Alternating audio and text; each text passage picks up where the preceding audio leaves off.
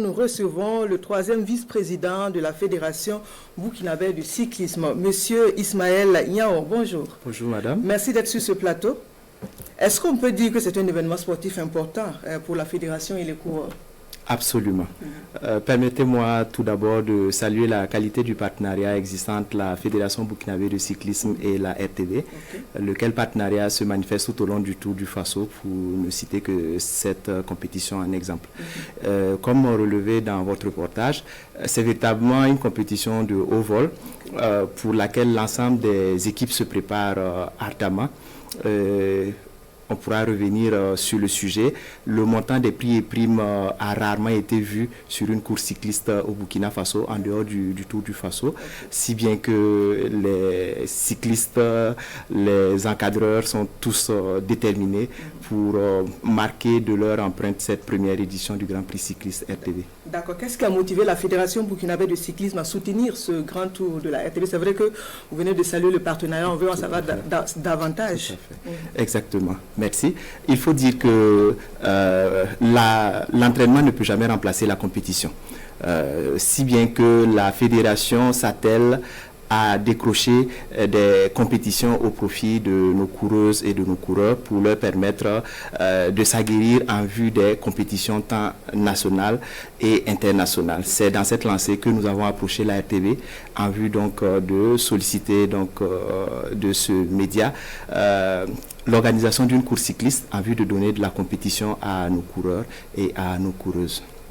Comment va se dérouler concrètement la compétition? Qu'est-ce qui sera donné à voir au public?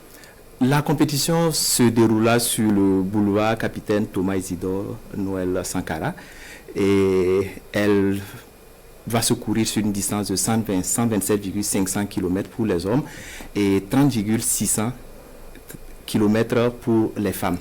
Le public sportif pourra apprécier sur le parcours du Tour les coureuses, les coureurs, mais également il sera donné à voir à vos téléspectateurs, à vos auditeurs, des animations au niveau donc de l'échelon course, comme on le dit, avec les animateurs de la Fédération burkinabé de cyclisme, Jeune Premier, LH14, Gustave Tarot et bien d'autres. Il est également prévu des prestations d'artistes dont Kayawoto et Privat, pour ne citer que cela. Alors, vous l'avez évoqué tantôt, les prix, les récompenses. Alors, il est dit que c'est l'un des grands, les mieux dotés en termes de rémunération. Oui, vous voulez commenter? Oui, absolument.